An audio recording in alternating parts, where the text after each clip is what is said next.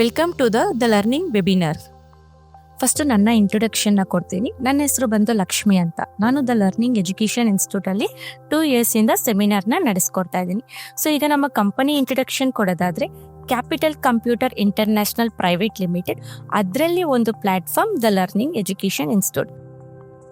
So ನಮ್ಮ ಸೆಮಿನಾರ್ನ ಲಕ್ಷಾಂತರ ಮಕ್ಕಳು ಅಟೆಂಡ್ ಮಾಡಿ ಅವರ ಅಭಿಪ್ರಾಯನ ಕೂಡ ತಿಳಿಸಿರ್ತಾರೆ. ನಾನು ಅದನ್ನು ಫಸ್ಟ್ ನಿಮಗೆ ತೋರಿಸ್ಕೊಡ್ತೀನಿ. ಸೊ ನಮ್ಮ ವೆಬ್ಸೈಟ್ನ ಓಪನ್ ಮಾಡಿದ ತಕ್ಷಣ ನೀವು ಇಲ್ಲಿ ನೋಡ್ಬೋದು, ತುಂಬ ಮಕ್ಕಳು ಅವರ ಕ್ಲಾಸಸ್ಗಳನ್ನ ತಗೊಂಡು ನಮ್ಮ ಕಡೆಯಿಂದ ಸೆಮಿನಾರ್ ಅಟೆಂಡ್ ಮಾಡಿ ಅವರ ಕ್ಲಾಸಸ್ನ ತಗೊಂಡು ಅವರ ಅಭಿಪ್ರಾಯನ ಕೂಡ ನಮ್ಗೆ ಇಲ್ಲಿ ತಿಳಿಸ್ಕೊಟ್ಟಿರ್ತಾರೆ. ಸೊ ಇದು ಬೇರೆ ಮಕ್ಕಳು ಕೊಟ್ಟಿರೋ ಕಮೆಂಟ್ಸ್ ಅಂಡ್ ಸ್ಟಾರ್ಟ್ಸ್ ಆಗಿರುತ್ತೆ. ಸೊ ಇವಾಗ ಬನ್ನಿ ನಮ್ಮ ವೆಬ್ಸೈಟ್ನ ಲಾಗಿನ್ ಮಾಡಿ ಏನೇನು ಕೋರ್ಸಸ್ ಇದೆ ಅದನ್ನು ಯಾವ ರೀತಿ ನೀವು ಯೂಸ್ ಮಾಡ್ಕೊಬೇಕನ್ನೋದನ್ನ ಹೇಳ್ಕೊಡ್ತೀನಿ. ಸೊ ಫಸ್ಟ್ ನಿಮಗೆ ಅಕಾಡೆಮಿ ಕೋರ್ಸಸ್ ಅಂತ ಬರುತ್ತೆ. ನಮ್ಮ ವೆಬ್ಸೈಟ್ನ ಓಪನ್ ಮಾಡಿದ ತಕ್ಷಣ academy courses, competitive exams, degree, diploma, technical, non technical and vocationally courses. ಇದರಲ್ಲಿ ನಾವು ಫಸ್ಟ್ ನಿಮಗೆ ತೋರಿಸ್ಕೊಡೋದು ಬಂದು ಅಕಾಡೆಮಿ ಕೋರ್ಸಸ್. ಅಕಾಡೆಮಿ ಕೋರ್ಸ್ ಅಂತ ಬಂದಾಗ ನಿಮ್ಗೆ ಇಲ್ಲಿ ಸೆಲೆಕ್ಟಿವ್ ಬೋರ್ಡ್ ಅಲ್ಲಿ Karnataka state board English medium, Karnataka state board Kannada medium, CBSE board, ತುಂಬಾನೇ ಬೋರ್ಡ್ಸ್ ಇರುತ್ತೆ. ನಾನು ಫಾರ್ ಎಕ್ಸಾಂಪಲ್ಗೆ ಕರ್ನಾಟಕ ಸ್ಟೇಟ್ ಬೋರ್ಡ್ ಇಂಗ್ಲಿಷ್ ಮೀಡಿಯಂನ ತಗೊಂತೀನಿ. ನೀವು ಯಾವ ಮೀಡಿಯಮಲ್ಲಿ ಎಜುಕೇಷನ್ ಮಾಡ್ತಾ ಇದ್ದೀರಾ ಅದನ್ನ ನೀವು ತಗೋಬಹುದು. ಇಲ್ಲಿ ಬಂದಾಗ ನಿಮಗೆ ಸೈನ್ಸ್, ಕಾಮರ್ಸ್ ಅಂತೆಲ್ಲ ತುಂಬಾನೇ ಆಪ್ಷನ್ಸ್ ಇರುತ್ತೆ. ಬಟ್ ನೀವೆಲ್ಲ ಸೆಕೆಂಡ್ PU ಸೈನ್ಸ್ ಮಕ್ಕಳಾಗಿರೋ ಕಾರಣಕ್ಕೆ ನಾನು ನಿಮಗೆ ಸೆಕೆಂಡ್ PU ಸೈನ್ಸ್ನ ತಗೊತೀನಿ. ಸೆಕೆಂಡ್ PUC ಸೈನ್ಸ್ ಅಂತ ಬಂದಾಗ ನಿಮಗೆ ಇರೋ subjects computer science, physics, chemistry, biology and mathematics. ಇದರಲ್ಲಿ ಫಾರ್ ಎಕ್ಸಾಂಪಲ್ಗೆ ಒಂದು ಸಬ್ಜೆಕ್ಟ್ನ ನಾನು ನಿಮಗೆ ಹೇಳ್ಕೊಡ್ತೀನಿ ಯಾವ ರೀತಿ ಕಲಿಯೋದು ಅಂತ. ಅದೇ ರೀತಿ ನಿಮಗೆ ಬೇಕಾಗಿರೋ ಸಬ್ಜೆಕ್ಟ್ಸ್ ಕ್ಲಾಸಸ್ ಎಲ್ಲ ನೀವು ತಗೊಬೋದು. ಫಾರ್ ಎಕ್ಸಾಂಪಲ್ಗೆ ಬಯಾಲಜಿ ಅಂತ ಬಂದಾಗ ನಿಮಗೆ ಬಂದ್ಬಿಟ್ಟು ಚಾಪ್ಟರ್ ಈ notes, theory classes, topic explanations, exercise solutions, practicals and FA questions ಇರುತ್ತೆ. ಇದರಲ್ಲಿ ಫಸ್ಟ್ ನಿಮಗೆ ನಾನು ತೋರಿಸ್ಕೊಡೋದು ಬಂದು ಥಿಯರಿ ಕ್ಲಾಸಸ್. ಏನಕ್ಕಂದರೆ ಪಾಠನ ಯಾವ ರೀತಿ ಅರ್ಥ ಮಾಡ್ಕೊತೀರೋ ಅದೇ ರೀತಿ ನೀವು ಎಕ್ಸಾಮಿಗೆ ಪ್ರಿಪೇರ್ ಆಗೋಕ್ಕಾಗೋದು. ಸೊ ನಮ್ಮ ಕಡೆಯಿಂದ ಬಂದು ನಿಮಗೆ ಥಿಯರಿ ಕ್ಲಾಸಸಲ್ಲಿ ಎಲ್ಲ ಚಾಪ್ಟರ್ದು ಕೂಡ ಕ್ಲಾಸಸ್ಗಳಿರುತ್ತೆ. ನೀವು ಯಾವ ಚಾಪ್ಟರ್ ಪ್ರಿಪೇರ್ ಆಗಬೇಕಾಗಿದೆ, ಯಾವ ಚಾಪ್ಟರ್ ನಿಮ್ಗೆ ಅಟೆಂಡ್ ಮಾಡಿಲ್ವೋ ಕಾಲೇಜಲ್ಲಿ, ಅದನ್ನು ನೀವು ತೊಗೊಬೋದು. ಫಾರ್ ಎಕ್ಸಾಂಪಲ್ಗೆ ಒಂದು ಚಾಪ್ಟರ್ ಥಿಯರಿ ಕ್ಲಾಸ್ನ ನಾನು ನಿಮಗೆ ತೋರಿಸ್ಕೊಡ್ತೀನಿ. ಎಲ್ಲ ಮಕ್ಕಳು ಕ್ಲಿಯರಾಗಿ ಅಬ್ಸರ್ವ್ ಮಾಡ್ಕೊಳ್ಳಿ.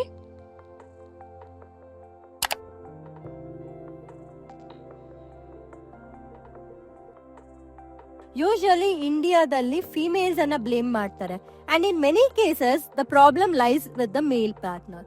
ಸೊ ಗಂಡಿನಲ್ಲಿ ಪ್ರಾಬ್ಲಮ್ ಇದ್ರೂ ಕೂಡ many will blame the female. The problem could be rectified by infertility clinics. So infertility clinics are those which help in diagnosis of infertility, and they provide treatment for some of the disorders also. Okay ಮಕ್ಕಳೇ, ನೀವೆಲ್ಲ observe ಮಾಡ್ಬೋದು teacher ಯಾವ ರೀತಿ explain ಮಾಡ್ತಾ ಇದಾರೆ ಅಂತ. So ಇವಾಗೆಲ್ಲ ನಿಮಗೆ ಒಂದು ಡೌಟ್ ಬಂದಿರ್ಬೋದು. ಕಾಲೇಜಲ್ಲಿ ಆಗಿದ್ರೆ ಇನ್ನೇನು ಡೌಟ್ ಬಂದಾಗ ಟೀಚರ್ ಹತ್ರ ಕೇಳ್ಬೋದು. ಬಟ್ ಇಲ್ಲಿ ಯಾವ ರೀತಿ ಕೇಳೋದಾದ್ರೆ, ನಿಮ್ಗೆ ಇಲ್ಲಿ ಎಲ್ಲರಿಗೂ ಒಂದು ಬಾಯ್ ಐಕಾನ್ ಕಾಣಿಸ್ತಾ ಇರ್ಬೋದು. ಸೊ ಅವರ ಹೆಸರು ಬಂದು ಕ್ರಿಶ್ ಅಂತ. ಜಸ್ಟ್ ಕ್ರಿಶ್ ಮೇಲೆ ನೀವು ಕ್ಲಿಕ್ ಮಾಡಿದ ತಕ್ಷಣ ನಿಮ್ಗೆ ಇಲ್ಲಿ ಒಂದು ಚಾಟ್ ಬಾಕ್ಸ್ ಬರುತ್ತೆ. ಈ ಚಾಟ್ ಬಾಕ್ಸಲ್ಲಿ ನಿಮಗೆ ಈ ಪಾಠದಲ್ಲಿ ಏನೇ ಡೌಟ್ ಇದ್ರೂ ಇಲ್ಲಿ ಈಸಿಯಾಗಿ ನೀವು ಕೇಳ್ಬೋದು. ಟೈಪ್ ಯುವರ್ ಕ್ವೆಶನ್ ಅಂತ ಇರುತ್ತೆ. ನಿಮ್ಮ ಕ್ವೆಶನ್ನ ಟೈಪ್ ಮಾಡಿ ಸಬ್ಮಿಟ್ ಕೊಟ್ಟರೆ ಇಮಿಡಿಯೇಟ್ ಆನ್ಸರ್ ಬಂದ್ಬಿಡುತ್ತೆ. ಒಂದು ವೇಳೆ ನಿಮ್ಮ ಕ್ವೆಶನ್ನ ನಿಮಗೆ ಟೈಪ್ ಮಾಡೋಕ್ಕೆ ಗೊತ್ತಾಗ್ತಿಲ್ಲ ಅಂದರೆ ಮೈಕ್ನ ಕೊಟ್ಟಿರ್ತೀವಿ, ಮೈಕಲ್ಲಿ ನಿಮ್ಮ ಕ್ವೆಶನ್ನ ಕೇಳ್ಬೋದು. ನಿಮಗೆ ಮ್ಯಾಮ್ ನನಗೆ ಇಂಗ್ಲೀಷಲ್ಲಿ ಬೇಡ, ಕನ್ನಡದಲ್ಲಿ ಬೇಕಾಗಿದ್ರು ಈಸಿಯಾಗಿ ಲ್ಯಾಂಗ್ವೇಜ್ನ ಚೇಂಜ್ ಮಾಡ್ಕೊಬೋದು. ಜಸ್ಟ್ ಇಲ್ಲಿ ಕ್ಲಿಕ್ ಮಾಡಿದ್ರೆ ತುಂಬಾ ಆಪ್ಷನ್ಸ್ ಬರುತ್ತೆ. ಕನ್ನಡನ ಕ್ಲಿಕ್ ಮಾಡಿಕೊಂಡ್ರೆ ನಿಮಗೆ ಕನ್ನಡದಲ್ಲಿ ಚೇಂಜ್ ಆಗುತ್ತೆ. ಸೊ ಇದೇ ರೀತಿ ನಿಮಗೆ ಯಾವ ಲ್ಯಾಂಗ್ವೇಜಲ್ಲಿ ಬೇಕಾದರೂ ಕೂಡ ತಗೊಬೋದು. ನೆಕ್ಸ್ಟ್ ಬಂದು ನಿಮಗೆ ನೋಟ್ಸ್ಗಳಾಗಿರುತ್ತೆ. ಸೊ ತುಂಬ ಮಕ್ಕಳಿಗೆ ಮೇಯ್ನ್ ಪ್ರಾಬ್ಲಮ್ ಬಂದು ನೋಟ್ಸ್ನ ಇನ್ಕಂಪ್ಲೀಟ್ ಇಟ್ಕೊಳೋದು. ಸೊ ಕಾಲೇಜಿಗೆ ಹೋಗಿರ್ತೀರ ಅಥವಾ ರಜಾ ಆಗಿರ್ತೀರ, ತುಂಬ ನೋಟ್ಸ್ಗಳು ಇನ್ಕಂಪ್ಲೀಟ್ ಇರುತ್ತೆ. ನಮ್ಮ ಕಡೆಯಿಂದ ಈಸಿ ಮೆಥಡಲ್ಲಿ ಯಾವುದೇ ಚಾಪ್ಟರ್ದು ನೋಟ್ಸ್ಗಳು ಬೇಕಾದರೂ ಕೂಡ ನಮ್ಮ ಕಡೆಯಿಂದ ಈಸಿಯಾಗಿ ಕಂಪ್ಲೀಟ್ ಮಾಡ್ಕೊಬೋದು. ಫಾರ್ ಎಕ್ಸಾಂಪಲ್ ಒಂದು ನೋಟ್ಸ್ ನಿಮಗೆ ತೋರಿಸೋದಾದರೆ, ನಾನು ತಗೊಂಡಿದ್ದೀನಿ ನಿಮಗೆ 3rd ಚಾಪ್ಟರ್. ಇದರಲ್ಲಿ ಬಂದು ಒಂದು ನೋಟ್ಸ್ನ ತೋರಿಸ್ತೀನಿ ನೋಡಿ. ಸೊ ಇದು ನಿಮ್ಮ ನೋಟ್ಸ್ ಆಗಿರುತ್ತೆ. ಈಸಿಯಾಗಿ ಯಾವುದೇ ಟೈಮಲ್ಲಿ ಬೇಕಾದರೂ ಕೂಡ ನೀವು ಕುತ್ಕೊಂಡು ಕಂಪ್ಲೀಟ್ ಮಾಡ್ಕೊಬೋದು. ಇದರಲ್ಲಿ ನಿಮಗೆ ಲಾಂಗ್ ನೋಟ್ಸ್ ಇರುತ್ತೆ, ಶಾರ್ಟ್ ನೋಟ್ಸ್ ಇರುತ್ತೆ ಆ್ಯಂಡ್ ಡಿಸ್ಕ್ರಿಪ್ಟಿವ್ ನೋಟ್ಸ್ ಕೂಡ ಇರುತ್ತೆ. ಒಂದು ವೇಳೆ ಮ್ಯಾಮ್ ನನಗೆ ಇಂಗ್ಲೀಷಲ್ಲಿ ಬೇಡ, ನಾನು ಕನ್ನಡ ಮೀಡಿಯಮ್ ಅಂದರೆ ಈಸಿಯಾಗಿ ನೀವು ನೋಟ್ಸ್ನ ಕನ್ನಡದಲ್ಲಿ ಚೇಂಜ್ ಮಾಡ್ಕೊಬೋದು. ನೋಡಿ, ನಾನು ಚೇಂಜ್ ಮಾಡಿದ್ದೀನಿ, ನಿಮ್ಗೆ ಎಲ್ಲರಿಗೂ ಕಾಣಿಸ್ತಾ ಇರ್ಬೋದು ನಾನು ಕನ್ನಡದಲ್ಲಿ ಚೇಂಜ್ ಮಾಡಿರೋದು. ಇದೇ ರೀತಿಯೇ ನಿಮಗೆ ಇಂಗ್ಲೀಷಲ್ಲಿ ಬೇಕಾದ್ರೆ ಇಂಗ್ಲೀಷಲ್ಲಿ ತೊಗೊಬೋದು, ಕನ್ನಡದಲ್ಲಿ ಬೇಕಾದರೆ ಕನ್ನಡದಲ್ಲಿ ತೊಗೊಬೋದು. ನೆಕ್ಸ್ಟ್ ನಿಮಗೆ ಹಾಗೇನೆ ಟಾಪಿಕ್ ಎಕ್ಸ್ಪ್ಲನೇಷನ್ಸ್ ಆಗಿರುತ್ತೆ. ಸೊ ಎಲ್ಲ ಚಾಪ್ಟರ್ದು ಟಾಪಿಕ್ಸಲ್ಲಿ ನಿಮಗೆ ಎಕ್ಸ್ಪ್ಲನೇಷನ್ಸ್ ಇರುತ್ತೆ. ಯಾವುದು ಬೇಕಾದರೂ ನೀವು ತಗೊಂಡು ಎಕ್ಸ್ಪ್ಲನೇಷನ್ನ ಕಲ್ತ್ಕೊಬೋದಾಗಿರುತ್ತೆ. ಎಕ್ಸಾಮ್ಸ್ಗೆ ಪ್ರಿಪೇರ್ ಆದಾಗ ತುಂಬಾನೇ ನಿಮ್ಗೆ ಇದೆಲ್ಲ ಈಸಿ ಆಗುತ್ತೆ. ನೆಕ್ಸ್ಟ್ ಎಕ್ಸಸೈಸ್ ಸೊಲ್ಯೂಷನ್ಸ್ ಆಗಿರುತ್ತೆ. ಸೊ ಅದೇ ಥರ ಸೇಮ್ ನಿಮಗೆ ಎಲ್ಲ ಚಾಪ್ಟರಲ್ಲಿ ಕೂಡ ಎಕ್ಸಸೈಸ್ ಸೊಲ್ಯೂಷನ್ಸ್ನ ಕೊಟ್ಟಾಗ ಈಸಿಯಾಗಿ ಎಕ್ಸಾಮ್ಸ್ಗೆ ಪ್ರಿಪೇರ್ ಆಗ್ಬೋದು. ನೆಕ್ಸ್ಟ್ ನಿಮಗೆ ಪ್ರಾಕ್ಟಿಕಲ್ ಕೂಡ ನಮ್ಮ ಕಡೆಯಿಂದ ಕ್ಲಾಸಸ್ ಇರುತ್ತೆ, ಈಸಿಯಾಗಿ ನೀವು ಕಲಿಬೋದಾಗಿರುತ್ತೆ. ಸೊ ತುಂಬಾನೇ ಇಂಪಾರ್ಟೆಂಟ್ ಬಂದು ನಿಮಗೆ FA ಕ್ವಶನ್ಸ್. ಎಕ್ಸಾಮಿಗೆ ಪ್ರಿಪೇರ್ ಆದಾಗ ತುಂಬಾನೇ ಮೇಜರ್ ಪ್ರಾಬ್ಲಮ್ ನಿಮಗೆ ರಿಪೀಟೆಡ್ ಕ್ವಶನ್ಸ್ ಆಗಿರುತ್ತೆ. ನಮ್ಮ ಕಡೆಯಿಂದ ನಿಮಗೆ ಎಲ್ಲ ಚಾಪ್ಟರಲ್ಲಿ ಕೂಡ ಎಲ್ಲ ಎಕ್ಸಾಮ್ಸ್ಗೆ ಪ್ರಿಪೇರ್ ಆದಕ್ಕೆ ರಿಪೀಟೆಡ್ ಕ್ವಶನ್ಸ್ನ ಕೊಟ್ಟಿರ್ತೀವಿ. ರಿಪೀಟೆಡ್ ಕ್ವಶನ್ಸ್ನ ತಗೊಂಡು ಈಸಿಯಾಗಿ ಎಕ್ಸಾಮ್ಗೆ ಪ್ರಿಪೇರ್ ಆಗ್ಬೋದು. ಸೊ ಇದು ಡೈಲಿ ಬೇಸಸ್ ಆಗಿದ್ರು ಕೂಡ ನಿಮಗೆ ಎಕ್ಸಾಮ್ ಪ್ರಿಪ್ರೇಷನ್ಸ್ ಅನ್ನೋದು ತುಂಬ ಮುಖ್ಯ ಆಗಿರುತ್ತೆ. ಎಕ್ಸಾಮ್ ಪ್ರಿಪ್ರೇಷನ್ಸಲ್ಲಿ ನಮ್ಮ ಕಡೆಯಿಂದ revision classes, topic test, chapter test, mock exams and previous year question papers ಕೊಡ್ತೀವಿ. ಏನಕ್ಕಂದ್ರೆ ಇವಾಗ ನೀವೆಲ್ಲ ಸೆಕೆಂಡ್ PUC ಸ್ಟೂಡೆಂಟ್ಸ್ ಆಗಿರ್ತೀರ, ಬೋರ್ಡ್ ಎಕ್ಸಾಮ್ಸ್ ಅಂತೂ ಖಂಡಿತ ಇರುತ್ತೆ, ಕರೆಕ್ಟ್ ಅಲ್ವಾ? ಸೊ ನಮ್ಮ ಕಡೆಯಿಂದ ಪ್ರೀವಿಯಸ್ ಇಯರ್ ಕ್ವಶನ್ ಪೇಪರ್ ಕೂಡ ಕೊಡ್ತೀವಿ. ನಾನೀಗ ಫಾರ್ ಎಕ್ಸಾಂಪಲ್ಗೆ ಒಂದು ಚಾಪ್ಟರ್ ನೋಟ್ಸ್ ಅಥವಾ ಒಂದು ಚಾಪ್ಟರ್ ಟೆಸ್ಟ್ ಅಥವಾ ಟಾಪಿಕ್ ಟೆಸ್ಟ್ನ ತಗೊಳ್ಳೋಣ. ಫಾರ್ ಎಕ್ಸಾಂಪಲ್ಗೆ ಒಂದು ಚಾಪ್ಟರ್ ಟೆಸ್ಟ್ನ ತಗೊತೀನಿ ರ್ಯಾಂಡಮ್ ಆಗಿ. ನೀವು ಯಾವ ಚಾಪ್ಟರ್ ಪ್ರಿಪೇರ್ ಆಗಿರ್ತೀರಿ, ಯಾವ ಟೆಸ್ಟ್ ಬೇಕಾಗಿದೆಯೋ ಅದನ್ನ ನೀವು ತಗೊಂಡು ಪ್ರಿಪೇರ್ ಆಗ್ಬೋದು. ನೋಡ್ಬೋದು, ಇವಾಗ ನೀವು ಒಂದು ಚಾಪ್ಟರ್ ಟೆಸ್ಟ್ನ ತಗೊಂಡಾಗ ರ್ಯಾಂಡಮ್ ಆಗಿ ನಿಮಗೆ ಒಂದು 10 ಕ್ವಶನ್ಸ್ ಬರುತ್ತೆ. ಇದನ್ನ ನೀವು ಕನ್ನಡದಲ್ಲಿ ಬೇಕಾದ್ರೆ ಕ್ವಶನ್ಸ್ನ ಕನ್ನಡದಲ್ಲಿ ಕೂಡ ಚೇಂಜ್ ಮಾಡ್ಕೊಬೋದು ಇಲ್ಲಿ, ಅಥವಾ ಇಂಗ್ಲೀಷಲ್ಲಿ ಬೇಕಾದರೆ ಇಂಗ್ಲೀಷಲ್ಲಿ ಕೂಡ ಚೇಂಜ್ ಮಾಡ್ಕೊಬೋದು, ನಿಮ್ಗೆ ಯಾವ ಲ್ಯಾಂಗ್ವೇಜಲ್ಲಿ ಬೇಕಾದ್ರೂ. ನಾನು ರ್ಯಾಂಡಮ್ ಆಗಿ ಆನ್ಸರ್ಸ್ನ ಕ್ಲಿಕ್ ಮಾಡ್ತಾ ಹೋಗ್ತೀನಿ, ನೋಡೋಣ ಎಷ್ಟು ಬರುತ್ತೆ ಅಂತ. ಸೊ ನೀವು ಯಾವ್ದು ಪ್ರಿಪೇರ್ ಆಗಿರ್ತೀರೋ ಅದನ್ನ ನೀವು ಕಲಿಬೋದಾಗಿರುತ್ತೆ.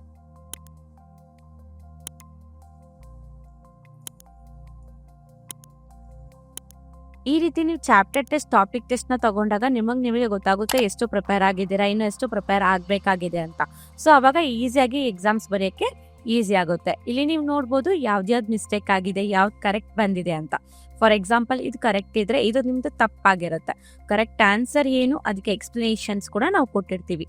ಈಸಿಯಾಗಿ ಎಕ್ಸಾಮ್ಸ್ಗೆ ಪ್ರಿಪೇರ್ ಆಗ್ಬೋದು. ಸೊ ಇದೇ ರೀತಿ ನೀವು ಎಷ್ಟು ಚಾಪ್ಟರ್ ಟೆಸ್ಟ್ ಆಗಲಿ, ಟಾಪಿಕ್ ಟೆಸ್ಟ್ ಆಗಲಿ ಈಸಿಯಾಗಿ ತಗೊಬೋದು. ನೆಕ್ಸ್ಟ್ ಬಂದು ನಿಮಗೆ ಪರ್ಸನಲೈಸ್ ಪ್ಯಾನಲ್. ಇಲ್ಲಿ ಬಂದು ನಿಮಗೆ ಸೇವ್ ಚಾಟ್ಸ್ ಇರುತ್ತೆ, ಪ್ರೈವೇಟ್ ವಿಡಿಯೋಸ್ ಇರುತ್ತೆ, ಮಾಕ್ ಎಕ್ಸಾಮ್ಸ್ ಕೋರ್ಸ್ ಕೂಡ ಇರುತ್ತೆ, ಹಾಗೆ ನಿಮ್ಮ ಪೇಮೆಂಟ್ ಹಿಸ್ಟ್ರಿ ಕೂಡ ನೀವು ಚೆಕ್ ಮಾಡ್ಕೊಬೋದು.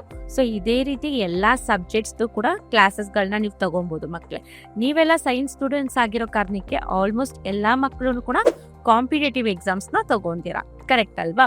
ಸೊ ನಮ್ಮ ಕಡೆಯಿಂದ ನೆಕ್ಸ್ಟ್ ನಿಮಗೆ ಕಾಂಪಿಟೇಟಿವ್ ಎಕ್ಸಾಮ್ಸ್ ಅಂತ ಬಂದಾಗ ನೀವು ನೋಡ್ಬೋದು, ಇಲ್ಲಿ ಕೋರ್ಸಸಲ್ಲಿ ನೀಟ್ ಆಗಲಿ, IIT, JEE, KCET ಈ ಥರ ಇರುತ್ತೆ. ಅದೇ ರೀತಿ ನಿಮಗೆ ಜಾಬಲ್ಲಿ ಬೇಕಂದ್ರೂ ಕೂಡ IPS, ಬ್ಯಾಂಕ್ ಎಕ್ಸಾಮ್ಸ್, IDS ತುಂಬಾನೇ ಕೋರ್ಸಸ್ ಇರುತ್ತೆ. ಇದರಲ್ಲಿ ನೀವು ಯಾವುದೇ ಕೋರ್ಸ್ನ ತಗೊಂತೀರಾ ಅಂದ್ರೂ ಕಾಂಪಿಟೇಟಿವ್ಗೆ ಈಸಿಯಾಗಿ ನಮ್ಮ ಕಡೆಯಿಂದ ನೀವು ಕೋರ್ಸಸ್ಗಳನ್ನ ಕಲ್ತ್ಕೊಬೋದಾಗಿರುತ್ತೆ. ಕಾಣಿಸ್ತಾ ಇರ್ಬೋದು, ಹೌದಲ್ವಾ? ಸೊ ಇದೇ ರೀತಿ ನಿಮಗೆ ಬೇಕಾಗಿರೋ ಕಾಂಪಿಟೇಟಿವ್ ಕೋರ್ಸಸ್ ಎಲ್ಲ ನೀವು ತಗೊಬೋದು. ನೆಕ್ಸ್ಟ್ ಬಂದು ನಿಮಗೆ ಟೆಕ್ನಿಕಲ್ ಕೋರ್ಸಸ್. ತುಂಬ ಮಕ್ಕಳು ಅನ್ಕೊಂತೀರ ಎಜುಕೇಷನ್ ಆಗಿದ ತಕ್ಷಣ ಡೈರೆಕ್ಟ್ ನಾನು ಜಾಬ್ಗೆ ಪ್ಲೇಸ್ಮೆಂಟ್ ಆಗ್ಬೋದು ಅಂತ, ಬಟ್ ಖಂಡಿತ ಆಗೋದಿಲ್ಲ. ಯಾಕಂದರೆ ಇಲ್ಲಿ ಎಲ್ಲ ಮಕ್ಕಳಿಗೂ ಕೂಡ ಕಂಪ್ಯೂಟರ್ ಕೋರ್ಸಸ್ ಅನ್ನೋದು ತುಂಬಾ ಇಂಪಾರ್ಟೆಂಟ್ ಇದಾಗಿರುತ್ತೆ. ನಮ್ಮ ಕಡೆಯಿಂದ ಫಸ್ಟ್ ನಾನು ನಿಮಗೆ ತೋರಿಸ್ತಾ ಇರೋದು ಬೇಸಿಕ್ಸಲ್ಲಿ ನೀವು ನೋಡ್ಬೋದು Tally, MS office, graphic animation ಈ ಥರ ಕೋರ್ಸಸ್ ನಿಮಗೆ ಬೇಸಿಕ್ಸ್ ಅಲ್ಲಾಗಿರುತ್ತೆ. ಫಾರ್ ಎಕ್ಸಾಂಪಲ್ಗೆ ಒಂದು ಕೋರ್ಸ್ನ ನಿಮಗೆ ತೋರಿಸ್ಕೊಡ್ತೀನಿ ನೋಡಿ. ಇಲ್ಲಿ ಬಂದು ನಾನು ಟ್ಯಾಲಿನ ತಗೊಂಡಾಗ ಇಲ್ಲಿ ನಿಮಗೆ ತುಂಬಾನೇ ಕೋರ್ಸಸ್ಗಳನ್ನ ಬಂದಿರುತ್ತೆ. ಫಾರ್ ಎಕ್ಸಾಂಪಲ್ಗೆ ನಾನು GSTನ ತಗೊತೀನಿ. ಇದರಲ್ಲೂ ಕೂಡ ನಿಮಗೆ chapter notes, theory classes, topic explanations, notes, FA questions ಎಲ್ಲ ಇರುತ್ತೆ. ಒಂದು ಕ್ಲಾಸ್ನ ನಿಮಗೆ ನಾನು ತೋರಿಸ್ಕೊಡ್ತೀನಿ ಥಿಯರಿ ಕ್ಲಾಸಸ್ಸಲ್ಲಿ, ನೀವು ಕೂಡ ನೋಡ್ಬೋದು. ಫಾರ್ ಎಕ್ಸಾಂಪಲ್ಗೆ ಒಂದು ಕ್ಲಾಸ್ನ ತೋರಿಸ್ಕೊಡ್ತೀನಿ, ಕ್ಲಿಯರಾಗಿ ಅಬ್ಸರ್ವ್ ಮಾಡಿ ಮಕ್ಕಳೇ ನೀವೆಲ್ಲ.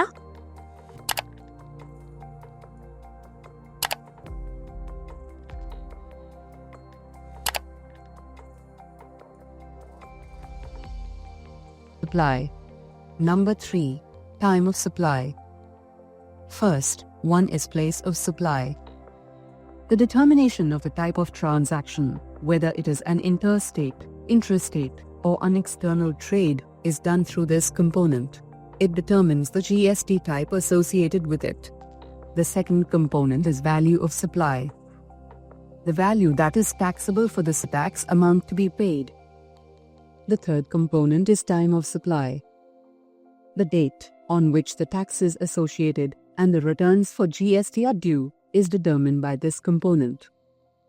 To determine the right amount of tax that needs to be charged on the transaction of goods and services, we need to understand the concept of place of supply. Moving further, we'll understand the place of supply in details.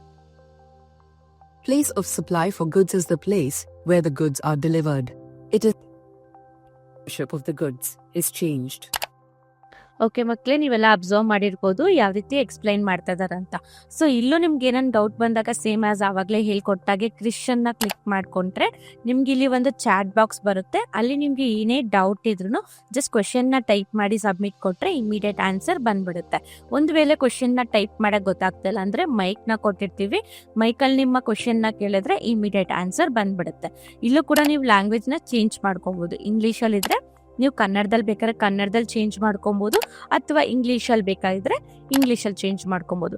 ಈ ರೀತಿ ನೀವು ಇಷ್ಟೇ ಕೋರ್ಸಸ್ನ ಕಲಿತರೂ ಕೂಡ ನಮ್ಮ ಕಡೆಯಿಂದ ನಿಮಗೆ ಕೋರ್ಸಸ್ಗೆ ಸಂಬಂಧಪಟ್ಟಾಗೆ certificates ಕೂಡ ಇರುತ್ತೆ. ಯಾವ ರೀತಿ ಅಂದರೆ ಇಲ್ಲಿ ನೀವು ಥಿಯರಿ ಕ್ಲಾಸಸ್, ಟಾಪಿಕ್ ಟೆಸ್ಟ್ ಏನೇನು ತೊಗೊತಿರೋ ಅದ ನಂತರ ನಿಮಗೆ ಸರ್ಟಿಫಿಕೇಷನ್ ಹಬ್ಬಲ್ಲಿ ಆನ್ಲೈನ್ ಎಕ್ಸಾಮ್ ಅಂತ ಕೊಡ್ತೀವಿ. ಸೊ ಆನ್ಲೈನ್ ಎಕ್ಸಾಮ್ನ ತೊಗೊಂಡ್ರೆ ನಿಮಗೆ ಪರ್ಸ್ನಲೈಸ್ ಪ್ಯಾನಲಲ್ಲಿ ಬಂದ್ಬಿಟ್ಟು ಸರ್ಟಿಫಿಕೇಟ್ನ ಕೂಡ ನಿಮಗೆ ನಾನು ತೋರಿಸ್ತೀನಿ, ನೀವೆಲ್ಲ ನೋಡ್ಬೋದು. ಇಲ್ಲಿ ನಿಮಗೆ ಕಾಣಿಸ್ತಿದ್ಯಾ ಮಕ್ಕಳೇ? ಸೊ ಚೈತ್ರ ಅಂತ MS ವರ್ಡ್ ಅಪ್ಲಿಕೇಶನ್ ಕೋರ್ಸಸ್ನ ಮಾಡಿದ್ರು ರೀಸೆಂಟಾಗಿ 7ನೇ ತಿಂಗಳಲ್ಲಿ.